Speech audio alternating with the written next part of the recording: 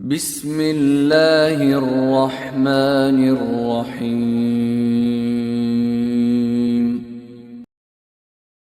يوم تبدل الأرض غير الأرض والسماوات وبرزوا لله الواحد القهار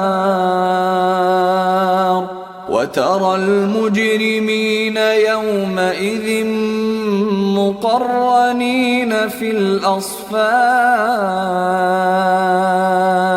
سرابيلهم من